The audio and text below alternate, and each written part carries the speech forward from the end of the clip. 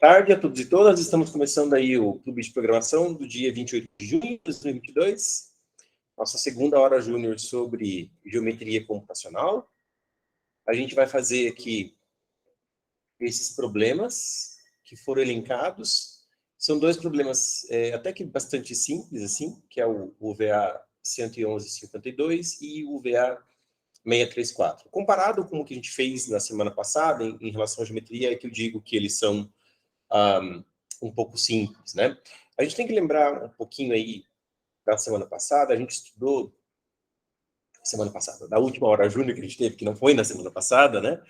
A gente viu aí um algoritmo bem simples, né? Na verdade, ele é um uso esperto de uma pilha e de uma propriedade super importante, que é aquele produto que a gente gosta muito, né, em geometria computacional, que é o produto vetorial. Então, combinando uma propriedade bem legal que o produto vetorial tem com uma estrutura de dados super legal que a gente adora também, que é pilha, a gente consegue um algoritmo super poderoso, que é, por exemplo, o algoritmo para encontrar o fecho convexo de um conjunto de pontos, né? O menor polígono convexo que envolve todos os pontos de uma nuvem de pontos fornecida na entrada, né? O Pietro está entrando na chamada. Deixa eu ver se ele... Aí vou ter alguém para me dizer se a conexão Wi-Fi está rolando ou não.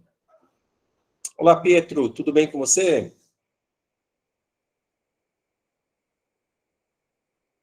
Opa, Pietro, eu vou usar você de cobaia, porque a gente não conseguiu cabear a conexão.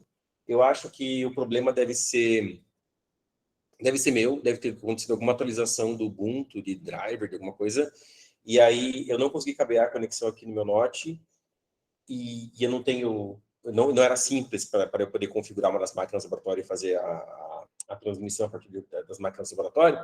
Então, você vai ter que me dizer se está ok a transmissão pelo Wi-Fi, porque eu estou fazendo Wi-Fi, tá? Então, se não tiver ok, se me avisa. Pode ser, Pedro?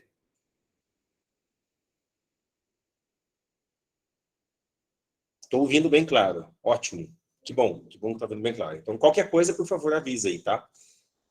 Vou usar você aí. Ah, você está vindo aqui, né? Tá, eu tô ligado que você está vindo aqui. Não, mas enquanto você estiver aí, você me ajuda, tá bom? Valeu, obrigado. Então, a gente estava conversando, né, sobre esse algoritmo na semana passada. Então, só aprendendo lá o básico de dois produtos que a gente usa muito em geometria computacional, que é o produto escalar e o produto vetorial, a gente já conseguiu fazer uma coisa super legal, que é, por exemplo, fecho convexo. Então, vamos lembrar um pouquinho do que era esse produto vetorial. Tá? Então, quando eu tenho aí dois vetores, né, o vetor AB e o vetor AC, vou chamar o vetor AB aqui de U e chamar o vetor AC de V. Tá? A gente viu que o produto vetorial de U com V é um vetor, tá? E que a magnitude dele é dada pelo determinículo das coordenadas dos dois vetores, né? Então, eu pego o U.x, U.y, V.x, V.y. Então, faço U vezes x, o U.x vezes o y do V, menos o y do U vezes o x do V. Né? Esse é o valor da magnitude desse vetor, que é um vetor que atravessa o plano, né? E essa magnitude representa a área desse paralelogramo aí, gerado pelos vetores U e V, certo? Então, por exemplo, se o teu problema é do tipo, dado 3 pontos, A, B e C, quaisquer, encontre a área do triângulo formada por eles. O que você pode fazer? Vai de produto vetorial, né? Pega aí e faz o produto vetorial de U por V, você sabe que o resultado sobre 2 é o valor da área. Isso, inclusive, a gente generaliza para polígonos convexos em geral, né? Você faz determinículo. Você pega aí, por exemplo, qualquer polígono convexo. Claro, por favor. Eu estou relembrado que seria um polígono convexo. Convexo quer dizer que as rotações sobre todos os vértices seguem a mesma direção.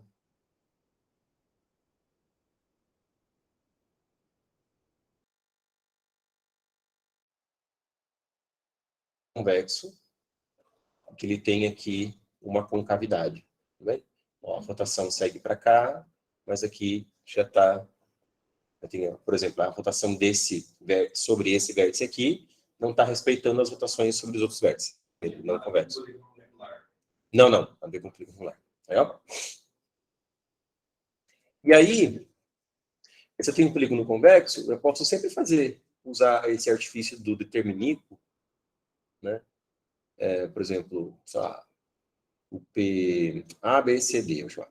A, B, C, D, E. Sempre posso fazer AX, AY, BX, BY, CX, CY, etc. Né? E aí, se eu fizer AX, BY, BX, CY, CX, DY, etc. E aí, menos AY, BX, menos BY, CX, etc.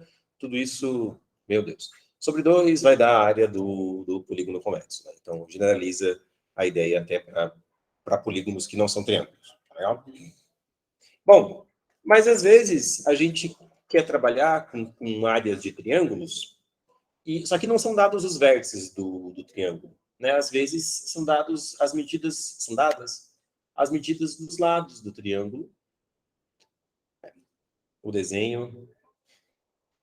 Eu detesto... Não, calma. Uma das coisas que eu detesto muito sobre dar aula de geometria é ter que desenhar, porque eu desenho muito mal. E ainda mais desenhar numa mesinha, olhando todo quase para trás ali, desenhando, aí é complicado mesmo.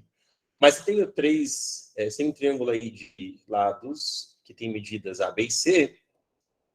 Isso, como que a gente faz, né? Só tendo as medidas do lado para poder calcular o valor o valor da área desse triângulo. Para essas e outras coisas, a gente tem várias fórmulas. Às vezes a gente não lembra de cabeça essas fórmulas todas, né? Em particular, nesse caso, a gente pode usar a fórmula de Heron para calcular a medida da área do triângulo, dadas as medidas dos lados, né? E aí eu sempre acho interessante você ter junto de você um material que catalogue esse... Gente, a gente está com um problema de conexão aqui, então quero saber como é que vai ser a gravação dessa oficina. Se continuar desse jeito, eu acho que eu vou fazer a oficina da minha sala. Porque lá eu sei que funciona, lá a conexão é cabeada. E como está só vocês dois aqui no laboratório, presencialmente, na sala, a gente faz de lá. Acho que vai ter que ser o jeito, se continuar caindo assim. Porque não vai rolar. Tá? Então, eu estava mostrando aqui o livro do Salim, né? Que acho um material bom de você ter junto, que tem um monte de formulazinhas dessas de geometria, que às vezes a gente não lembra de cabeça.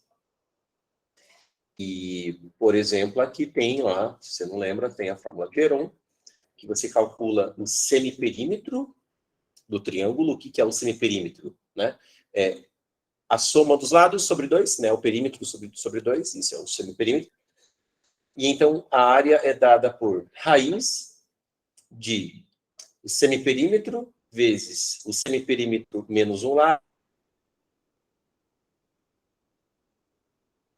Essa é a fórmula de Heron.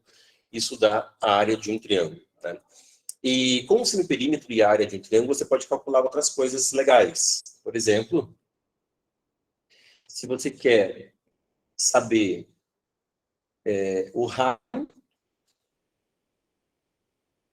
num triângulo, como é o caso do problema que a gente vai fazer aqui, esse problema 634, 152 do VA, Pietro está ali ainda, não tem conexão, tudo certo.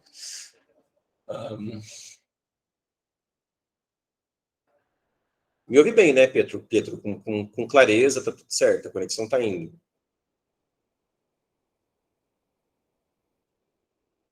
Talvez esteja com lag só. Mas, enfim, aí não respondeu.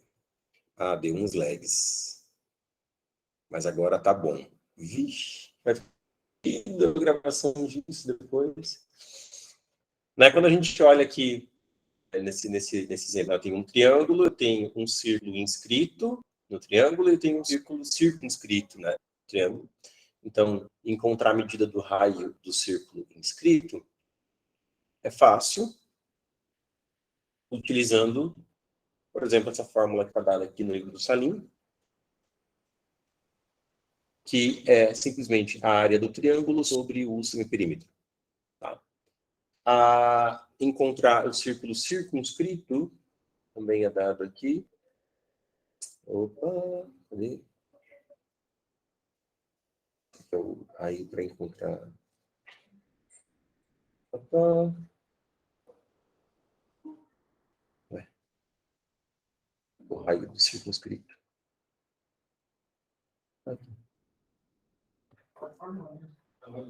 Está embaixo, é? Vai descendo. Eu não estou achando. Aqui, olha lá. O raio do circunscrito é A vezes B vezes C, sendo A, B e C as medidas dos lados, sobre 4 vezes a área. Tudo bem? Esse é o raio do circunscrito. E aqui no livro da linha tem até como que você faz para encontrar um centro. Que, claro, né, às vezes você não quer só saber o raio do círculo. Você precisa do raio e do centro. Precisa do círculo, né, que são as duas coisas que definem um círculo. As duas coisas que definem uma circunferência é o raio e o centro. E para encontrar o centro, você tem aqui também, até com código, inclusive, como que você faz para encontrar a posição do centro dessas duas circunferências. Tá? Então, é um material aí interessante. A gente nunca lembra de cabeça essas coisas mesmo. Ou se lembrar de cabeça é o tipo de coisa que é até perigoso de você codar, porque vai ter coisa ali que às vezes você vai acabar esquecendo, detalhezinho chato. Esquemas de geometria geralmente tem esses tipos de detalhes chatos, né? A gente às vezes acaba esquecendo, não pensando direito. Então, ter um material de apoio é sempre muito importante, tá? Essa é sempre a dica aí. Então, vamos ver aquele problema. Nesse aqui nos interessa apenas a área. Eu não vou contar muito bem a historinha, né?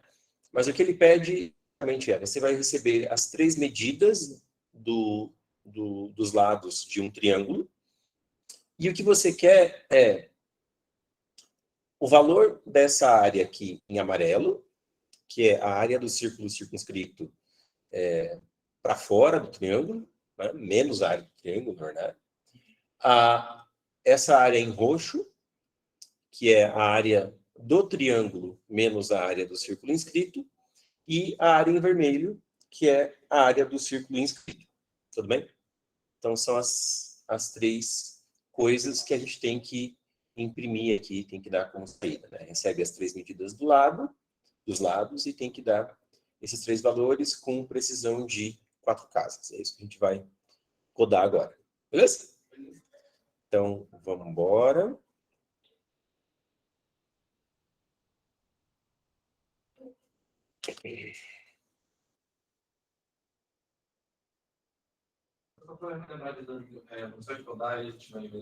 Isso, sempre. Uhum. Na oficina, sim. No treino, não, né? No treino, daí vocês que codam e compartilham com os colegas e discutem os códigos no laboratório prático, né? Então, é sempre tentando aí fazer esse esquema que eu acho que funciona. Né? E tudo isso vai lá para o diretório do clube no Dropbox. Então, sempre vai estar lá. Vão estar lá os códigos que a gente desenvolver aqui na oficina, tá? Vocês podem usar esses códigos também. Colocar no caderninho.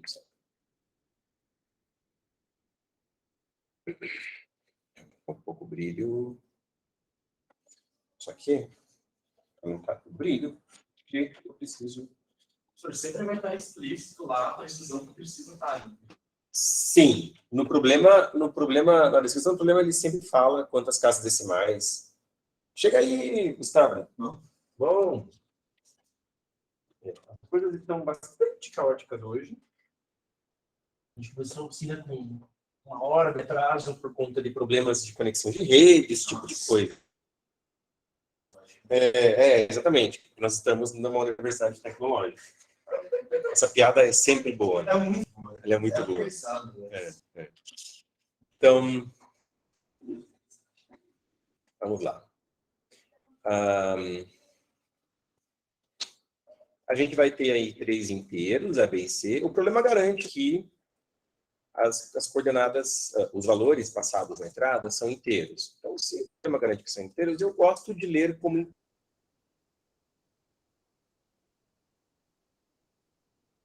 A primeira coisa que a gente vai fazer com esses valores é o nosso perímetro. E sem perímetro já pode não ser inteiro. Né? Se eu fizer aqui A mais B mais C sobre 2, desse jeito, inclusive, que pode dar ruim. Porque isso vai ser interpretado como divisão inteira, como quociente de divisão, e já não é mais o valor do perímetro, né? E não interessa, você vai colocar isso aqui num double. Double S recebe grandes coisas, né? Porque é primeiro realizada a operação para depois ser realizada a atribuição. Então, isso aqui não é o valor do perímetro, você vai tomar um wrong answer e não vai saber por quê. Né? Então, aqui eu já coloco com 2 pontos para que um dos operandos se torne double, né? Sendo um dos operandos double, eu sei que aquela operação é de divisão de ponto flutuante. Então, Casting funcionaria também. Colocar casting funcionaria também. Eu acho simpático aquele ponto ali, né? Que já torna um dos operandos double, então já é entendida a operação de divisão como... É só um caracterzinho, uma forma interessante, né? É menos coisa para codar, e acho legal, tá? Então, a gente vai calcular o centímetro. O problema não fala, ali na descrição, a impressão que você dá lendo o problema é que ler uma entrada, imprime uma saída, morreu. Né? Esse tipo de problema geralmente é assim na maratona de programação hoje em dia, no Bcrowd também é assim, mas os problemas do UVA, eles não têm suporte a múltiplas entradas. Então, sempre que você vira um problema no UVA desses de ler uma entrada e dar uma saída, você pode ter certeza que não é isso que você tem que fazer. No UVA é do tipo, bota o teu programa dentro de um while, que vai lendo a entrada enquanto não encontra o fim de arquivo. E para cada vez que você lê a entrada, você processa, imprime a saída, lê a entrada, processa, imprime a saída. Porque o UVA não tem suporte a múltiplas entradas. Então, o que vai ter lá no juiz do UVA é um único arquivo de entrada com todas as entradas concatenadas para ele poder fazer a avaliação do seu programa, do seu código. Tá? Então, aqui, eu vou ter que só botar isso dentro de um while. E enquanto o scanf não retorna fim de arquivo, eu tenho mais uma entrada para processar. Beleza? Calculei esse perímetro, eu já posso calcular a área do triângulo pela fórmula de Heron.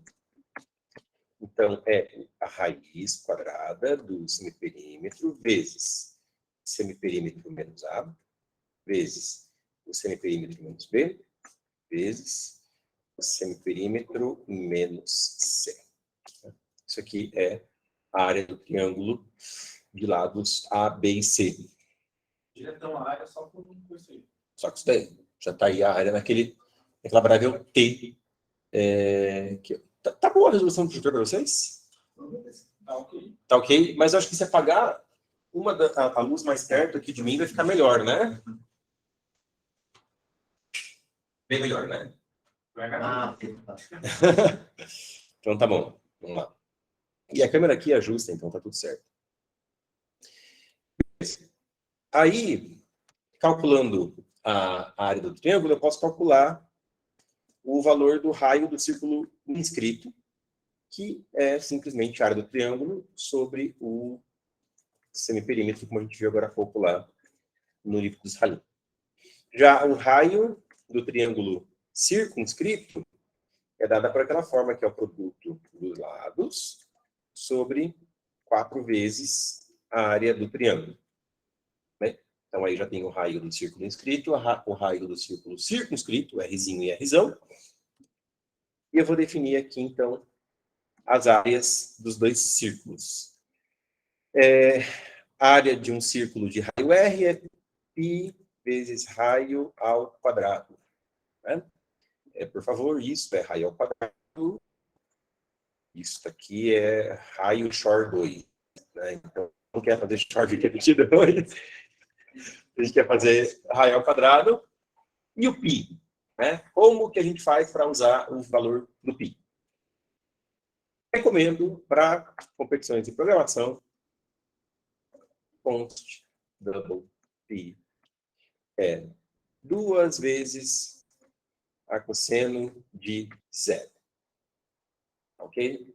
Então, a cosseno de 0 é π sobre 2. Né? Então, porque cosseno de π sobre 2 é 0. Então, 2 vezes a cosseno de 0 é o valor de π. Ou podia ser... tem outras coisas, né? Podia ser a cosseno de menos 1. Né? A cosseno de menos 1 também é π. Certo? Mas eu gosto do 2 cosseno de 0. Acho legal. Tem a questão também de como é calculado, de como são calculadas as funções trigonométricas, né, que geralmente é por expansões de aproximação, e a cosseno tem uma boa aproximação, então aqui você vai estar trabalhando com um valor de π, com uma boa aproximação, que geralmente para conversões de programação é bastante seguro. Tá? Então fica aí a recomendação. Por favor, não façam isso aqui. Tá legal? Isso é coisa de engenheiro. Mas aqui, geralmente, assim, não é... Quanto que é π? Bota 4.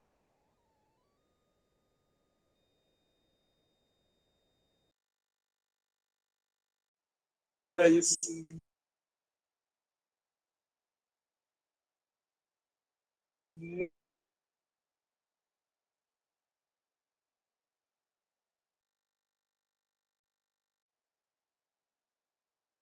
Então, pessoal,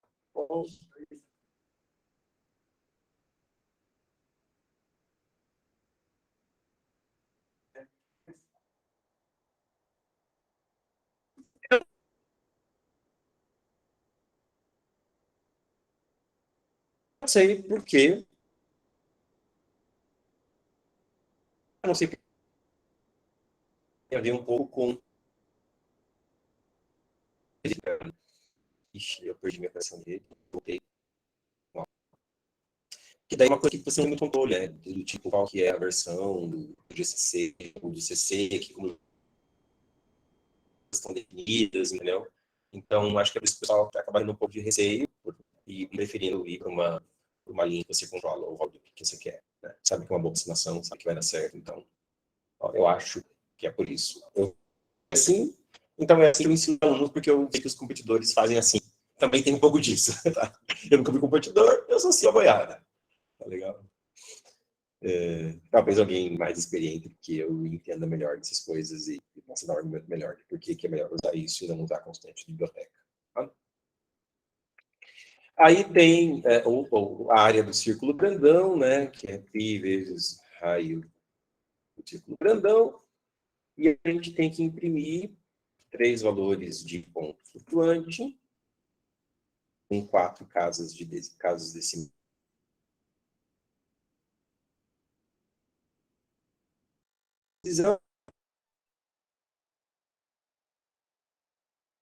E double. Né? E double SPLF. E sempre trabalho com double. Nunca trabalho com flow. Complicado, muito ruim. A gente tem que pegar a área do círculo circunscrito menos a área do triângulo. Aí, a área do triângulo menos a área do círculo inscrito. E a área do círculo inscrito. Né? Estas são as respostas do problema. Beleza? Oi. O S seria o centímetro, o T seria a área do triângulo. O R ali pequeno, já não lembro. É o raio do círculo inscrito e o raio do círculo circunscrito. Raios, né? São os raios dos dois círculos, das duas circunferências. E as áreas são... E as áreas. Beleza? Então é isso, né? Nenhum segredo. Eu acho que se tem alguma coisa que te chamar atenção em termos de código, É só o cuidado mesmo para na hora de fazer a divisão aqui, fazer uma divisão de double. E alguns competidores vão na linha de, se depois eu só vou trabalhar com double mesmo, e tudo que eu vou fazer é coisa de double, já lê como double, mesmo a entrada inteira. Pode fazer isso. Eu acho assim, que enquanto você consegue trabalhar com inteiro, trabalha com inteiro que é mais seguro. Né? Deixa para usar o double quando precisa. Então eu prefiro fazer a leitura só com inteiro. Até porque tem aí questão de que talvez leitura só de inteiro seja um pouco mais rápida que processamento flutuante, mas se bem que o scanf é o scanf de qualquer forma, né? Talvez faça mais sentido para quem for usar assim, inicial. Tipo, o scanf é o scanf. Acho que não ia fazer diferença em termos de competições de programação. Bom, vamos compilar e testar isso daí.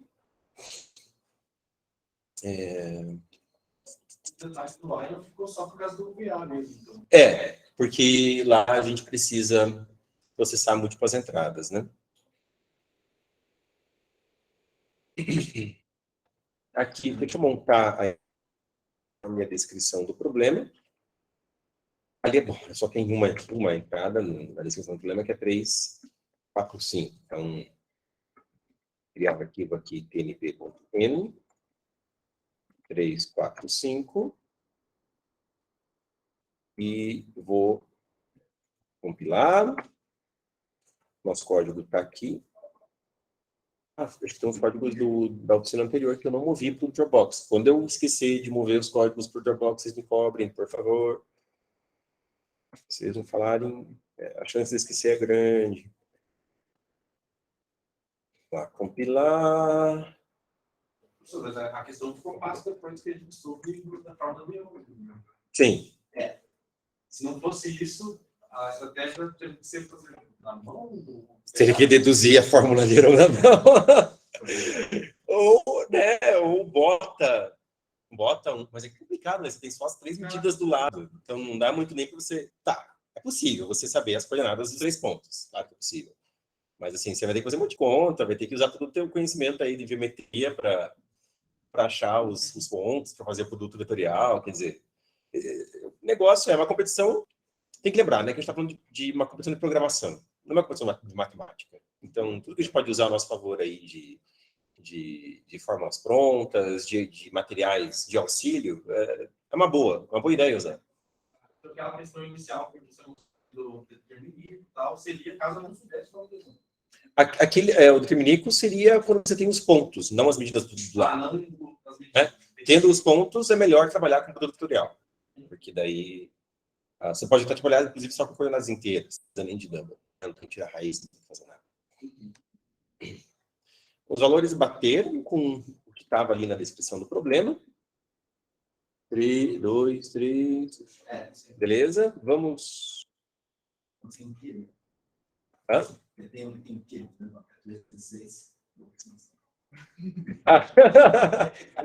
Né? Vamos aqui copiar o código e mandar lá para o VA.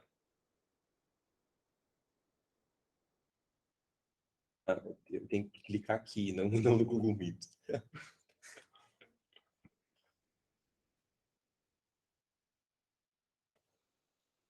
O Gustavo passou semana passada a questão de fazer o diff dos arquivos, mas eu vejo um arquivo que foi.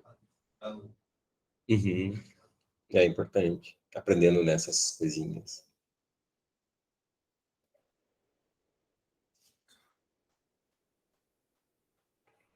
Pegando aí as horas juniores iniciais da jornada de iniciação, a gente fala um pouquinho dessas ferramentas, essas coisinhas básicas de linha de comando, que ajudam a trabalhar com redução de entrada, né, fazer comparaçãozinha.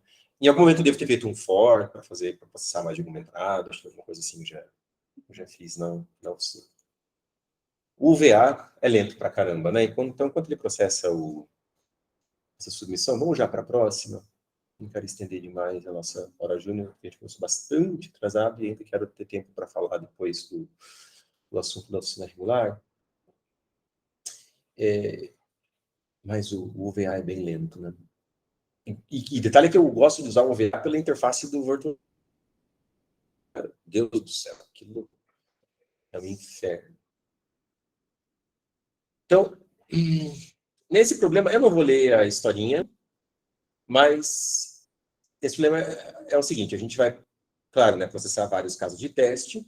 Cada caso de teste consiste num número n e numa sequência de n pontos. Por exemplo, o primeiro, Pietro, tudo bem. Por exemplo, o primeiro caso de teste aqui, eu tenho 4 pontos. Então, vem 1, 1, 1, 2, 3, 3 e 3, 1. E aí, depois de virem os 4 pontos, a gente tem um ponto, que aqui no caso é o ponto 2, 2. E o que a gente quer saber é se esse n mais 1º ponto fornecido no caso de teste está dentro do polígono definido pelos n pontos anteriores ou não. E a gente tem que imprimir T ou F, se está dentro ou não está dentro. Tá? Então, aqui é o problema de decidir se um ponto está dentro de um polígono ou não está. E a gente vai conversar sobre esse problema agora um pouquinho. Né? Ó, só vendo aqui que a submissão anterior nossa foi aceita. Né? Então, como que a gente pode fazer para saber se um ponto está dentro de um polígono? De novo, vamos usar e abusar do produto vetorial. Né? Produto aí super legal, super poderoso. Depois já com ele.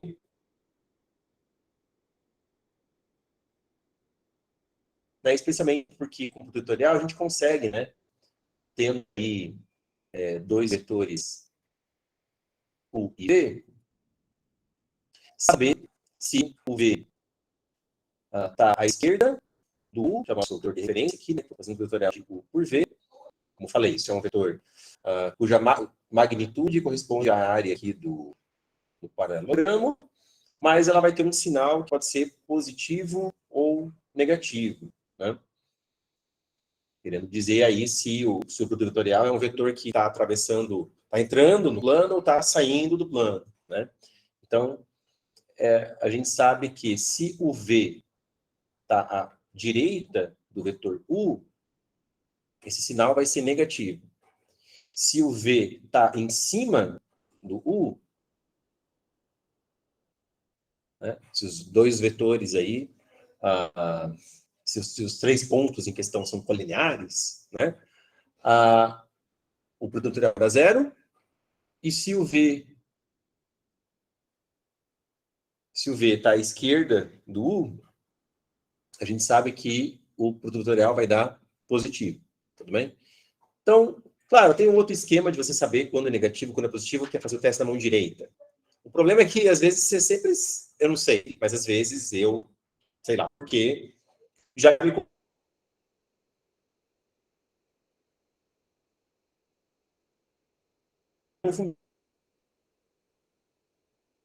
Coordenadas crescem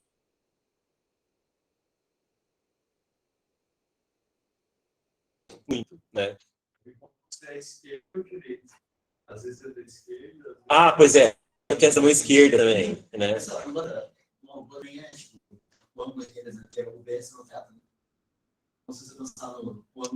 Mas aí seria pelo produto escalar, também daria para... Não, o escalar, o vetorial é o programa super, não o módulo de um, módulo outro, sendo do ano inteiro. Ah, pelo centro. Uhum.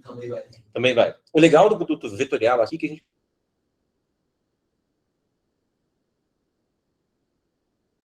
Se as coordenadas dos...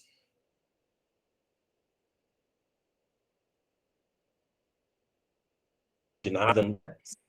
Se você quer usar o negócio da mão, é mão direita, vetor de referência do polegar, beleza? Que seria o U, e entrando no plano, as coordenadas são negativas. Saindo do plano, são coordenadas positivas. Né? Então, o V ali, o V, bom, quem está na câmera não está entendendo nada.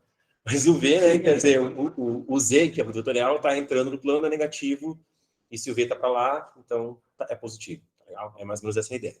Mas se você não lembra do esquema da mão, eu acho mais fácil você pensar no sentido anti-horário. E às vezes esse negócio é chamado mesmo de teste do sentido anti-horário, né, como eu falei na última hora júnior, o counterclockwise test, porque as coordenadas elas crescem no sentido anti-horário, as coordenadas. Os valores desse produto crescem no sentido anti-horário. Então, você pega o sentido anti-horário, você sabe que se está para a direita é negativo, se está em cima é zero, se está para a esquerda é positivo. Acho que assim é mais fácil e você não esquece. Acho que é ok. Legal?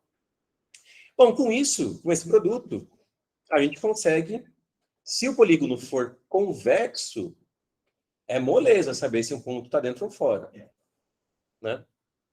Porque se um polígono for convexo, um ponto está dentro do polígono, se ele tiver à esquerda de todos os lados. Né?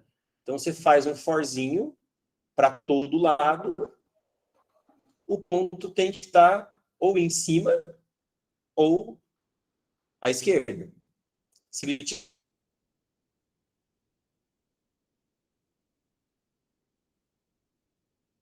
se para o lado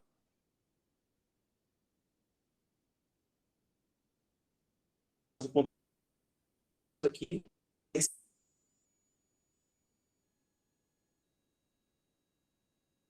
certeza que o polígono é convexo. Ele dá umas garantias lá que não ajudam muita coisa, que eu nem li. Ele fala aqui umas coisas do tipo: todos os lados são verticais ou horizontais. Isso aqui, honestamente, não adianta, não ajuda para nada, porque isso aqui não implica que o polígono é convexo e deixa para lá. E tem outras coisas aqui. O que é importante você olhar, às vezes, é o valor das coordenadas. Ele fala que as coordenadas estão no intervalo de menos 10 na quarta, 10 na quarta. Esse tipo de coisa é importante olhar, porque quando você faz esses produtos, o que você faz? Você multiplica coordenadas, né? Então, se eu estou multiplicando coordenadas da ordem de 10 na quarta, eu vou estar gerando valores da ordem de 10 na oitava, e fazer esse tipo de operação é seguro para fazer até no int. Mas você tem que olhar esse tipo de coisa, porque às vezes um int pode não ser suficiente, e você tem que trabalhar com long, tá? Então, tem sempre que prestar atenção. Vai fazer uma multiplicação, né? A regra é, você vai digitar um asterisco no teu código, você tem que pensar, putz, é seguro trabalhar com multiplicação? Esses valores estão aí dentro de ordens de grandeza em que é seguro trabalhar com int? Se não, você tem que botar long. Mas, enfim, né, tirando essa informação aqui, eu não acho exatamente as outras informações muito relevantes. Tem do tipo, ambas as coordenadas de qualquer... Nossa, não consigo ler aqui por causa da miopia. De qualquer vértice não pode ser divisível por 7 ao mesmo tempo. Isso não interessa pra gente, tá? Deixa pra lá. Essas coisas meio aleatórias, assim. Só para distrair mesmo o competidor. Fica, mas por que ele tá falando isso, né? Né? Umas coisas que nada a ver. Mas então, vamos lá, pessoal. A ideia, quando o polígono é não convexo, é a seguinte, ó. Vou botar aqui... Fazer uma concavidade bem grandona. A ideia é você ver o ângulo desse ponto com cada um dos lados do polígono. Então, se eu vou considerar esse ângulo aqui, ó, eu pego esse lado e calculo o lado, o ângulo, né, desse lado em referência ao ponto que eu estou testando, tudo bem? Para calcular esse ângulo, eu posso, enfim, fazer de alguns jeitos, né? Eu posso, por exemplo, pensar, deixa eu chamar esse ponto aqui de P, A e B. Eu posso pensar no vetor aqui,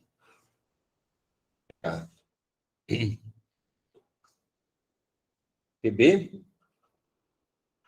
e eu sei que o ângulo θ, o seno de θ, é justamente o produto escalar de U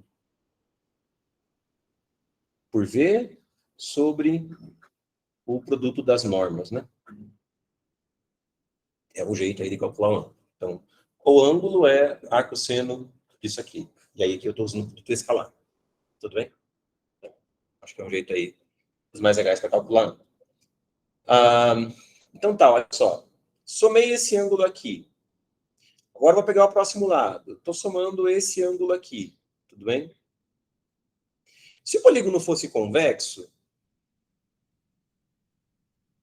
vocês conseguem perceber que a soma desses ângulos todos daria exatamente 360? Né? E é um sem somente ser. Se está dentro do polígono, a soma dá 360. Se está fora, a soma não dá 360. É a condição suficiente e necessária. Beleza? Quando o polígono é não convexo, a gente tem que tomar um pouco de cuidado, porque não é bem uma soma, né? Mas veja que quando eu olho aqui esse lado, ó, para esse lado o ponto está à esquerda do lado, né? Então, o ponto P está à esquerda do lado AB, o ponto P está à esquerda do lado BC. Agora, veja que o ponto P está à direita do lado CD, né? Eles estão à direita do lado CD, o que eu vou fazer? Eu não vou somar o ângulo em referência ao lado CD. Eu vou subtrair. Eu vou subtrair esse ângulo aqui. Por quê? Porque é tipo, eu estou tirando um pouco do que eu somei anteriormente. Que daí, essa soma que eu estou acumulando, ela diz respeito a esse ângulo aqui. Quer dizer, eu tinha avançado até aqui, ó, mas agora eu estou voltando aqui para trás, tudo bem? Porque daí eu vou somar, o próximo ângulo que eu vou somar é esse ângulo aqui, ó. Estão vendo? E assim, eu vou fechando os 360. Beleza? Então, para cada lado, eu só vejo se o ponto está à esquerda ou à direita, para decidir se eu somo o ângulo ou subtraio o ângulo. E assim eu consigo decidir se o ponto está dentro ou fora do polígono. Simples, né? É a pena a gente não ter ali nenhuma uma ferramenta para trabalhar só com inteiros, igual a gente tinha em relação ao... quando o polígono era convexo, mas esse aí é um jeito legal. É claro que funciona para polígonos convexos também, mas funciona até para polígonos não convexos. Beleza? E é o que a gente vai fazer naquele problema lá do VA, usando essa fórmula aqui para calcular ângulo. Beleza? Então, vamos embora.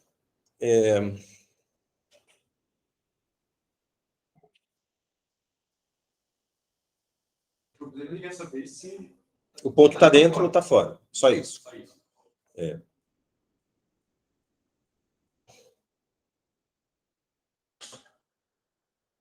Esse é o VA. O número dele aqui, 634.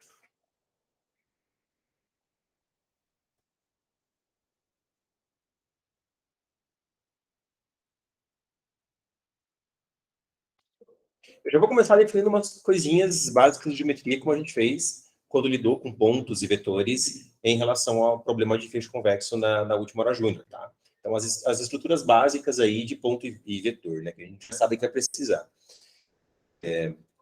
Então, o que é um ponto? O ponto é duas coordenadas x, y, double. Já defino aqui construtor sem parâmetros e construtor com parâmetros.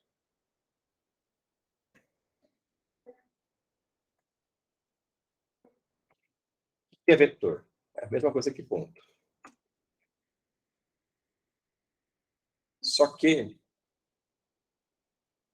a vetor, eu ainda vou definir um construtor. Eu gosto de fazer assim. Acho que o código fica legal. Que é o construtor quando recebe dois pontos, A e B. Então, o vetor AB, coordenada x é bx menos ax, e a coordenada y é by menos ay.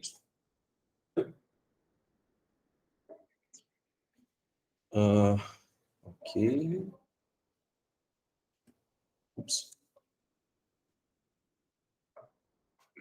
Opa, acho que aqui era para ser abre e fecha. Legal. Vou definir os dois produtos, que a gente sabe que já vai trabalhar com eles, né, que é produto escalar e vetorial. O escalar é o dot product. Então, o escalar V é o x vezes Vx mais o y vezes Vy. E o produto vetorial, né, o cross product, é o x vezes Vy menos o y vezes Vx. Ok? Dot cross definido quadrado. Uhum. Como a gente costuma chamar em inglês aí, dot product e cross product. Hã? Por causa do chamado operador, são pontos x. Eles são bem diferentes. Né? É, Beleza. Aí, a gente vai ter aqui já o conjunto de pontos que vai ser lido na entrada e o ponto Q. Então, a primeira coisa... Aí, o número de pontos, né? O N, número de pontos. Então, a primeira coisa que a gente vai fazer é ler o valor de N, número de pontos. A gente segue lendo os casos de teste. Quando o N for igual a zero, a gente para. Daí não processa aquele caso de teste. O zero é só para indicar que acabou a entrada. Legal? Então, a gente faz isso com o operador vírgula dentro do while. Né? Então, faz o scanf e já testa o valor de N que foi lido pelo scanf. Se o valor de N é positivo, vamos ler os N pontos. Para fazer isso, deixa eu pegar aqui as coordenadas x, y. Então, eu vou ler as coordenadas x, y do ponto. Então, o ponto PI vai ser o ponto x, y. Né? Estou chamando do construtor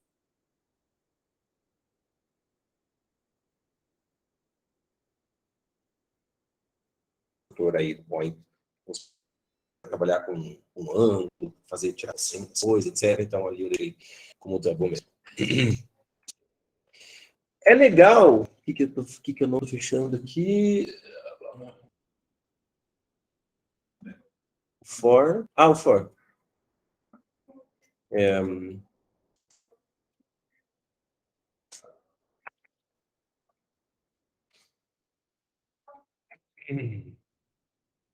Certo. Quando você trabalha com polígonos, como a gente fez, inclusive, com Function Vector, né? É sempre interessante você fechar o polígono. É sempre interessante que o último ponto seja o primeiro. Né? Então, eu vou ter, na verdade, naquele array, não n pontos. Eu vou ter n mais um ponto. Eu vou repetir o P0. Tá? Então, o PN... Por sinal, eu não defini o max lá em cima, né? E, de acordo com a descrição do problema, são até 1000 pontos. O número aí é um pouquinho maior que 1000, até porque, por exemplo, eu vou precisar de n mais um posições nesse vetor. Né? E aí eu vou ler o ponto Q. O ponto Q é o ponto x, y que eu acabei de ler. E eu vou começar, então, o teste, né, para se o ponto está dentro do polígono. Eu quero fazer esse teste no sentido anti-horário, tudo bem? Com certeza, os pontos do polígono foram dados em uma ordem consecutiva em volta do polígono, porque senão você não tem como saber, né? Você tem uma nuvem... eu digo para você, esse conjunto aqui de pontos define um polígono, mas você não bota uma ordem, e não botando uma ordem, não dizendo que se é convexo, quer dizer, sendo qualquer tipo de polígono, você não tem como saber como é o polígono, né? Tendo concavidades, porque eu posso fazer isso aqui, ou posso fazer isso aqui, enfim, você fica o polígono não fica definido. Então, com certeza, eles foram dados numa ordem. Eu só não tenho garantia que essa ordem é o sentido horário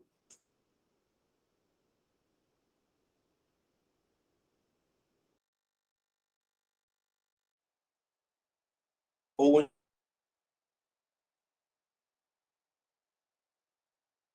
lados e a direita eu subtraí, né? Eu sou os ângulos. Se o ponto está à esquerda, porque eu estou percorrendo no sentido anti-horário. Se fosse no sentido horário, eu faria o contrário. Então, você precisa ter estabelecido qual é a ordem que você está percorrendo os lados, em que você está percorrendo os pontos do polígono. Né?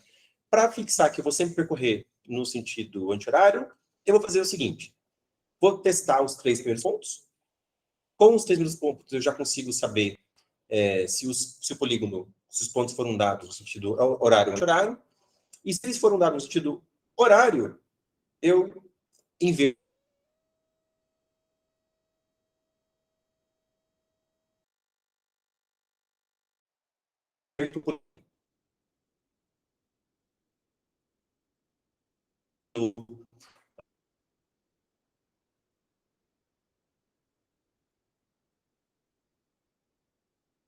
vou pegar o terceiro ponto e saber se ele está à direita ou está à esquerda do segmento de reta, da reta que passa pelos 2 primeiros pontos. Tudo bem? Eu posso fazer isso, então, com cross product do vetor P0, P1 e o vetor P1, P2. Tá legal? Posso fazer isso. Eu vou usar bastante esse negócio de produto vetorial, vetores, só que esses 2 vetores é em referência a 3 pontos. A gente fez isso, inclusive, quando você trabalhou com o Field Convex, a gente falou exatamente assim. Mas hoje, eu vou fazer uma funçãozinha que eu vou chamar de CCW, então um pouco código, que recebe 3 A, B e C. E o que essa função CCW faz é retornar esse produto vetorial do vetor AB com o vetor AC. Tá legal? Aliás, tem que ser o AB com o AC, né? Eu quero saber se o C está à direita ou à esquerda. Então, o que eu tinha codado ali estava errado. Não seria P1, P2. Né? Seria P0, P2. Quer dizer, tem o P0, P1, P0, P2. Quero saber se o vetor P0, P2 está para direita, produto vetorial negativo, ou esquerda, produto vetorial positivo. Tudo bem? Então, para simplificar um pouco o código, e não ter que ficar fazendo o tempo todo vetor P0, P1, vetor P0, P2, eu criei a função lá CCW, e aí eu faço P0, P1, quer dizer, o ponto P2 está à esquerda ou está à direita da reta que passa por P0, P1. Tudo bem? Se tiver à direita, é negativo. Se tiver à esquerda, é positivo. Então, eu sei que as coisas estão no sentido horário se esse teste retornar negativo. Né? Negativo está no sentido horário. Beleza? Negativo, veja, double. Né? Você nunca, a gente já falou isso várias vezes aqui na oficina, mas vou repetir de novo. Você nunca testa 2 doubles desse jeito. 2 doubles A e B, A menor que B. Não faz isso. Né? A menor que B é A menor que B menos F. Né? A igual a B, a diferença entre A e B é menor que F. A maior que B, A maior que B mais F. Tudo bem? Porque tem erro de aproximação na representação de ponto flutuante. Então, ali, não é menor que 0, mas é menor que menos epsilon. Né? Definir o epsilon lá em cima, o epsilon seguro é 10 na menos 9. Aí, beleza. Então, a gente sabe que se está no sentido horário, a gente vai inverter tudo. Eu vou pegar os n sobre 2 primeiros pontos. Coloquei ali menor ou igual porque eu estou repetindo, né? Então, imagina, você pensa, eu gosto de pensar no 5 e no 4. O caso ímpar, 5, e o caso par, o 4. Né? Se for o 5, Aqui eu sei que os pontos vão de 0 a 5. 5 sobre 2 dá 2. Então, eu vou pegar os pontos 0, 1, 2, e eu vou trocar com 4 e 5. O 2 vai trocar com ele mesmo, inclusive. Tudo bem. E se for 4, eu estou pegando... então, os pontos vão de 0 a 4. Estou pegando os pontos 0, 1, 2. Pera. Não, bugou. Não. Se for 5... Se for 5, é 0, 1, 2, 3, 4, 5. Eu tô pegando 0, 1, 2 e trocando com 3, 4, 5. Beleza, o 2 não está trocando pelo mesmo. Estou trocando 2 com 3, tá certo. E se for 4, é que eu estou pegando 0, 1, 2 e trocando com 1, 2, 3, 4. Aí sim, estou trocando 2 com ele mesmo. Beleza. Ok? Então, swap PI com PN menos I. Certo? Então, troco o 0 com N, o 1 com N menos 1 e assim por diante. É o que eu quero. Fechou. Aí, vou começar, então, a calcular esse ângulo θ. Aqui eu vou acumulando, começa com 0, e vou percorrer o polígono até o ponto N-1, porque eu vou sempre pegar o lado da vez que eu estou considerando é do ponto PI com o ponto PI mais 1. Tá? Eu estou pegando o ponto PI e o ponto PI mais 1. Olha que legal ter repetido aqui, né, o ponto P0. Porque eu preciso considerar o último lado do polígono. Ele tem que ser considerado, eu tenho que fechar o 360. E esse último lado do polígono é justamente o ponto N-1, N, que é o ponto P0 repetido. Né? Então, fica bacana trabalhar desse jeito. Então, aqui eu estou pegando o lado PI, PI mais 1.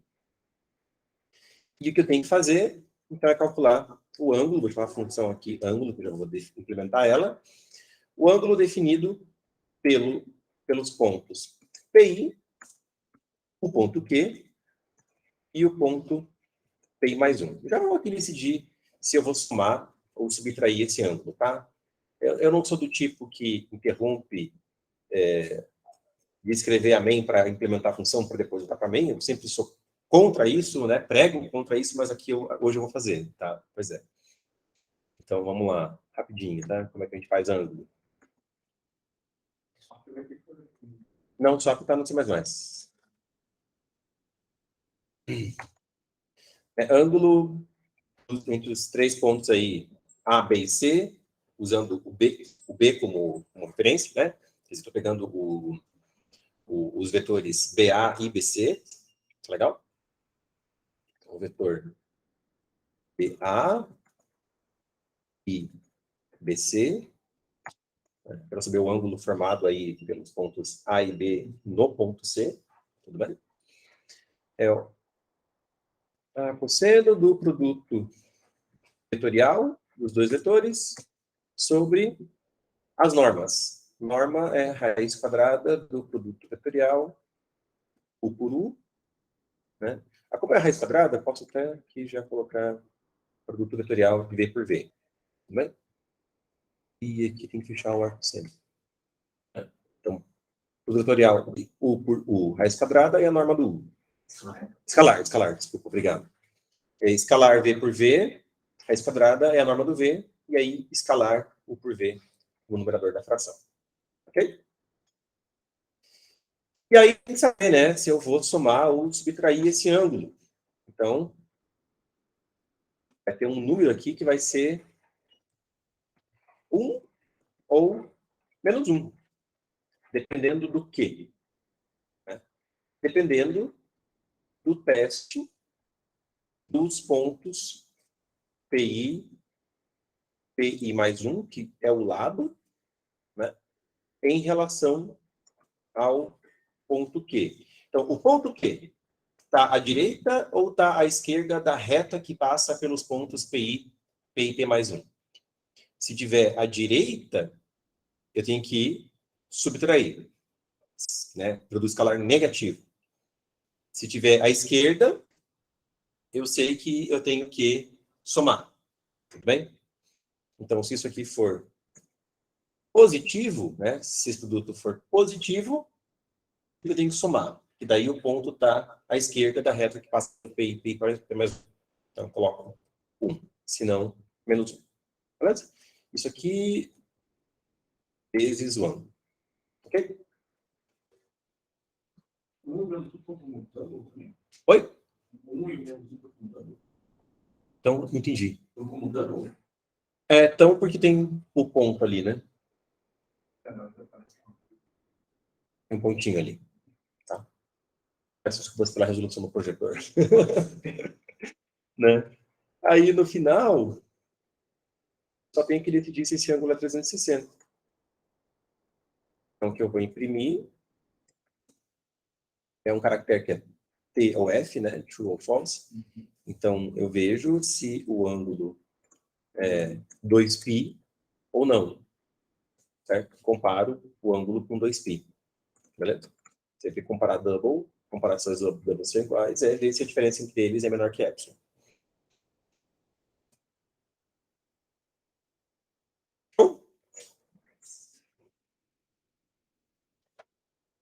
Vamos compilar?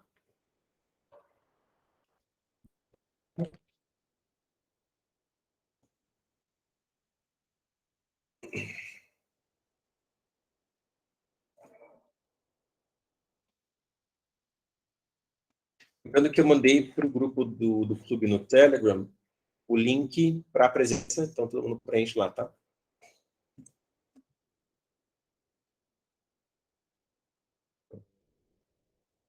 Cadê o Max?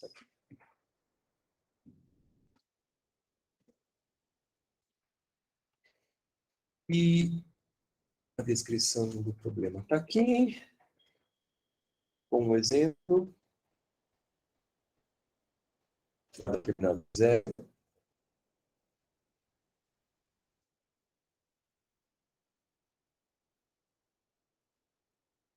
Nossa, deu muito ruim. Eu acho que eu compilei o código errado.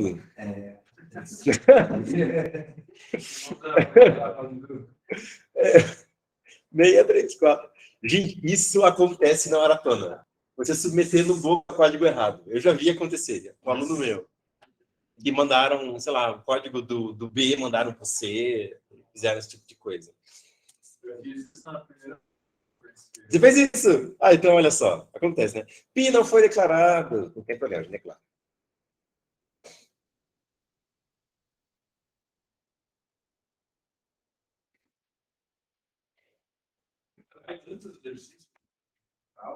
Eu ensaio, sim.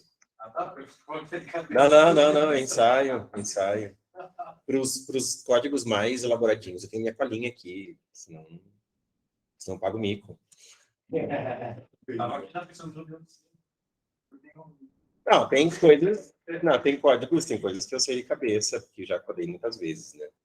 Padrões que assim, sempre.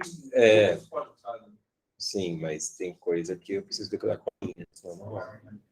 Beleza? Compilou, só reclamou do scanf. TF, que é a resposta para essa entrada. Cadê?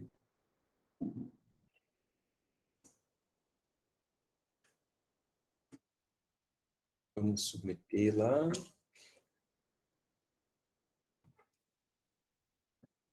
Daí depois eu vou explicar em cada jogo, tem uma dúvida sobre o que ele estava recebendo na entrada.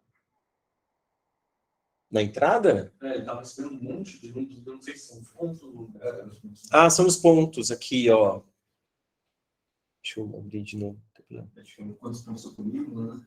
E aí, mas isso. Então, cada entrada, a gente, ó, isso aqui é uma entrada, isso aqui é outra entrada. E aqui o zero finaliza, né? Então, 4 é um polígono formado por 4 pontos, e o ponto que a gente quer testar. 12. Um polígono formado por 12 pontos, e o ponto que a gente quer testar. Tudo bem? E às vezes eu passo muito rápido, né? Beleza, aqui passou. Gente, agora são 6h43, a gente volta às 7 para a oficina regular, tá bom? Fazer um intervalinho aí de 15 minutos. E aí a gente volta para a oficina regular às 19. Obrigado e até daqui a pouco. Eu espero que essa gravação tenha dado certo mesmo com o Wi-Fi. Mas vamos lá. Deixa eu... Tava tranquilo? Tava dando para acompanhar?